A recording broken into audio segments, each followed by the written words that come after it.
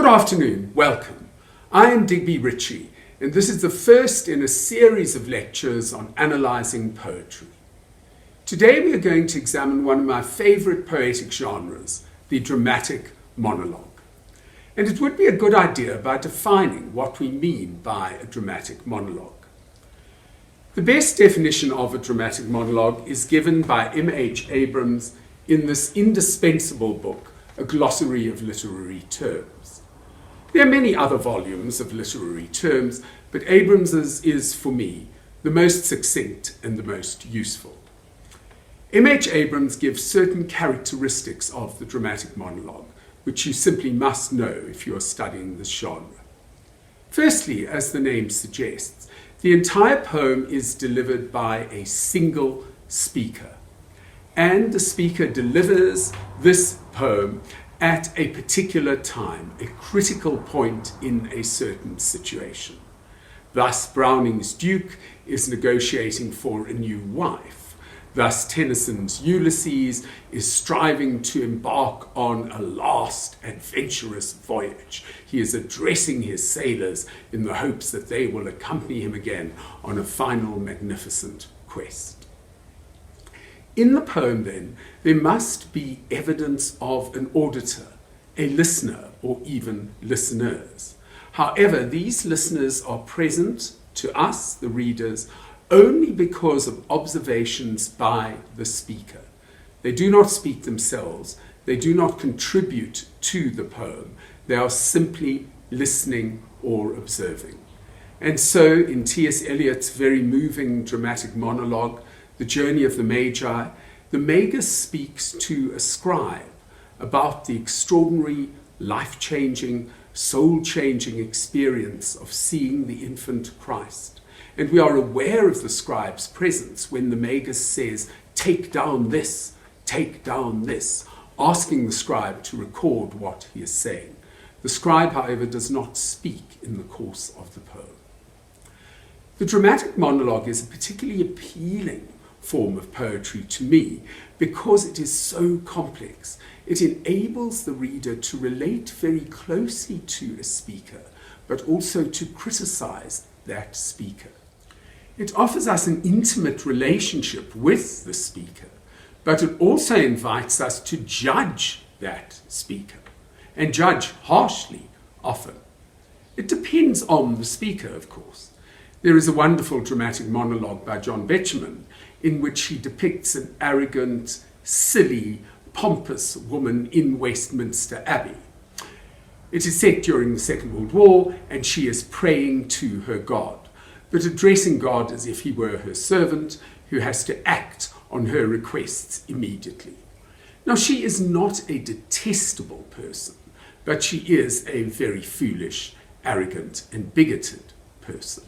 So we listen to her views and her feelings, we are amused and occasionally slightly annoyed. On the other hand, in Browning's My Last Duchess, our response is rather different. Browning's Duke is extraordinary, but he is an arrogant, vicious man, a murderer, a brutal murderer. And while we are invited into his head, we recoil when we see what it contains. It is very important to realize that in a dramatic monologue, the speaker reveals inadvertently to us, the readers, far more than he or she intends to reveal. And that is part of the appeal of the dramatic monologue. It enables us to penetrate the psyche of a particular character, and we may not like what we see there, and we are invited also to judge that particular psyche. Robert Browning, the great Victorian poet, perfected the dramatic monologue. And he himself commented that his dramatic monologues, this is a famous statement by Browning, so many utterances of imaginary persons, not mine. So the poet, in a sense, puts on a mask in a dramatic monologue. He or she adopts a persona.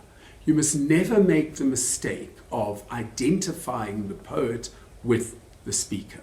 Browning is not, after all, a murderous Italian aristocrat of the Renaissance, any more than John Betjeman is a foolish woman praying to her God in Westminster Abbey. They are putting on a mask. They are adopting personae in order to make us identify with and even recoil from the speakers whose ideas and feelings they are exploring. The dramatic monologue is certainly associated with the glories of Victorian poetry. Both Alfred Lord Tennyson and Robert Browning were masters of this particular genre. But there have been earlier examples, and some very impressive ones indeed. As is obvious, I'm sure, to all students of English literature, the dramatic monologue form was very influenced by the Shakespearean soliloquy. After all, when Macbeth, for example, delivers the great tomorrow speech, in which he expresses his sense of despair and disgust at the meaninglessness of his existence. He speaks about life as a brief candle, a tale told by an idiot full of sound and fury, signifying nothing. We are impressed by his extraordinary eloquence. We are moved by his self-disgust and despair, but we do not necessarily share his vision. This is, after all, the vision of life of a tyrant who is about to be defeated. It is not a vision of existence that Macbeth's conqueror, Malcolm, the virtuous successor of Macbeth, would ever have.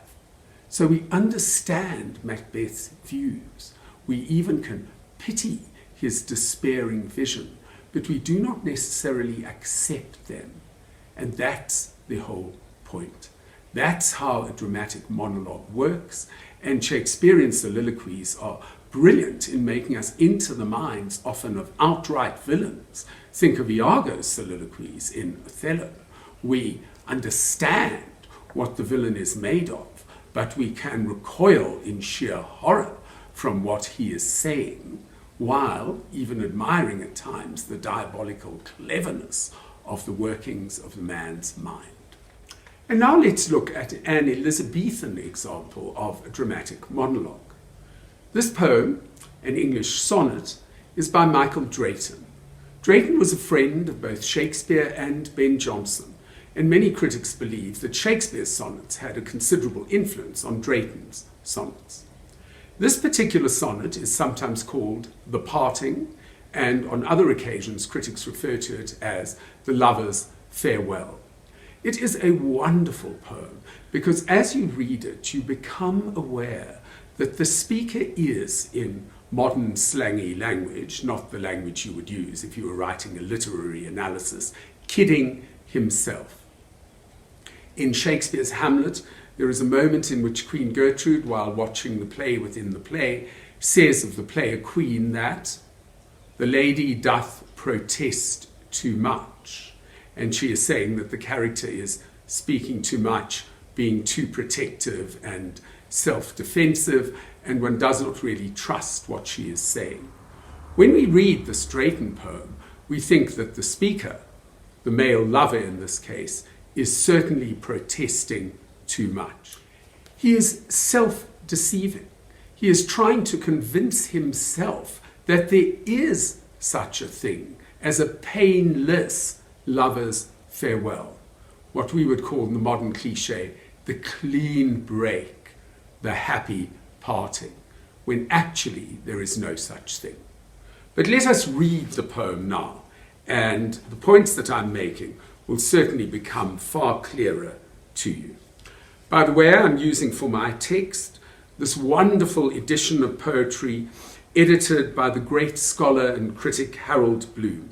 It is called The Best Poems of the English Language, from Chaucer through Robert Frost, and it is really a magnificent volume which everybody who cares about poetry should possess.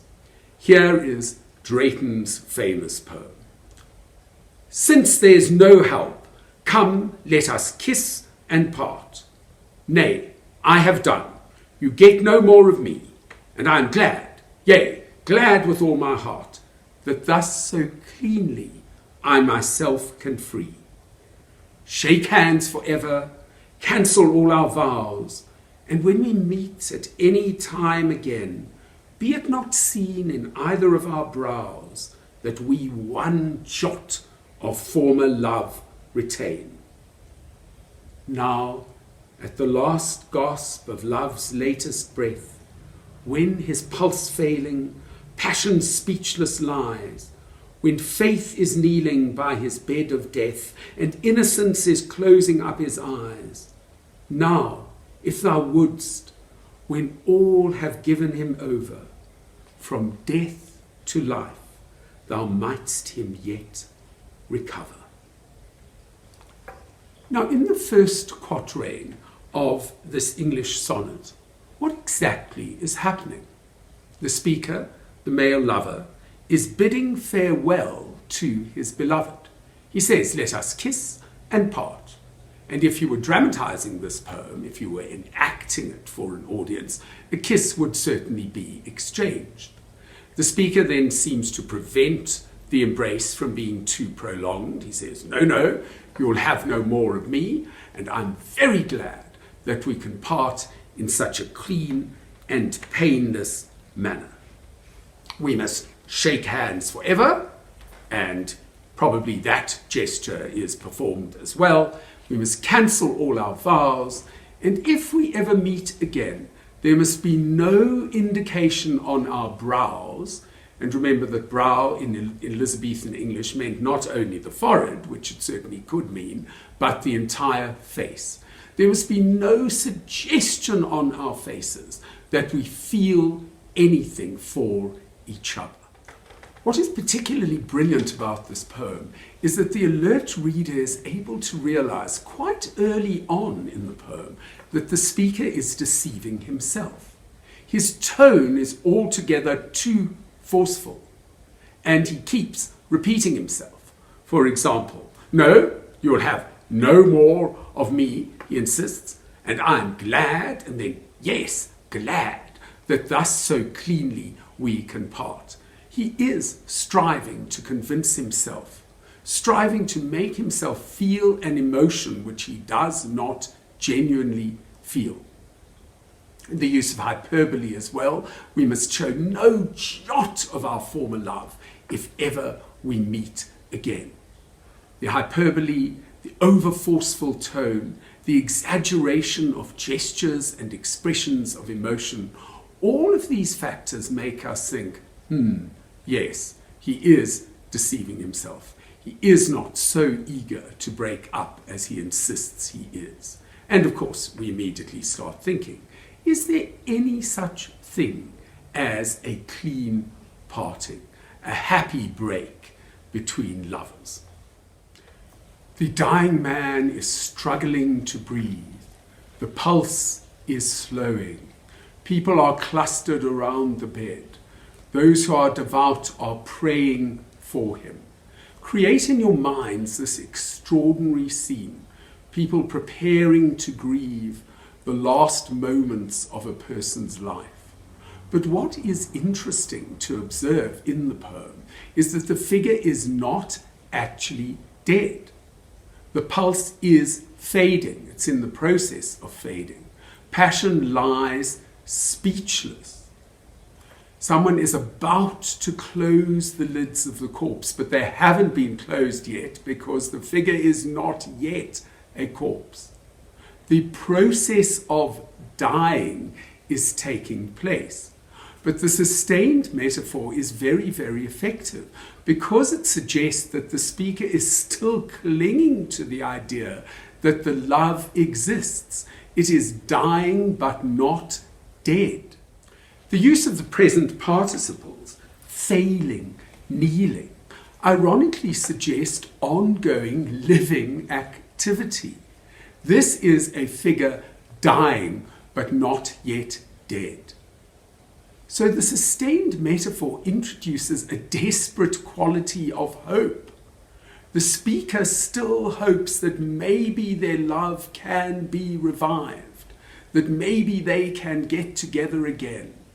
And in fact, this point is strongly underlined in the rhyming couplet. Now, if thou wouldst, when all have given him over, from death to life, thou mightst him yet recover. Now, when everyone has said that death is assured, you could perform the miracle. You could restore this being to life. In other words, the rhyming couplet is a passionate plea to the beloved not to end the relationship. Please restore it to life. Only you can do so. It is a remarkable sonnet because it begins with a confident assertion of joy in parting. It's fine, we can separate, I'm not hurt by this at all. And it moves towards a desperate plea, don't let's part, at the very end of the poem. This wonderful sonnet then is in a sense a self-mocking sonnet. It is stressing the fact that in human relationships there is no such thing as the clean break or the easy parting. There will always be considerable pain and a sense of loss.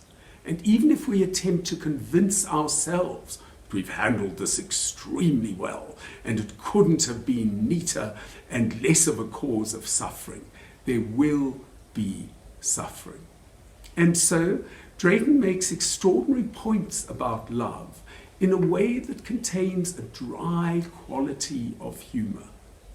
Love cannot end without pain, and it's best to acknowledge that.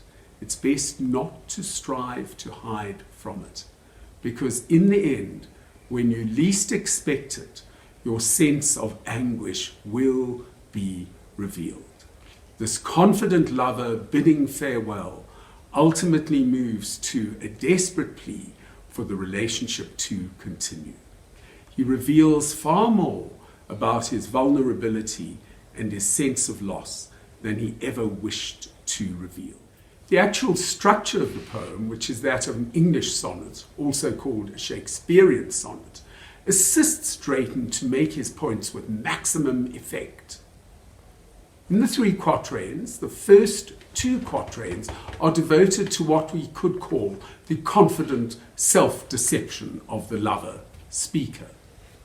The 3rd quatrain moves into the sustained metaphor, the figure on his deathbed, the dying but not yet dead man.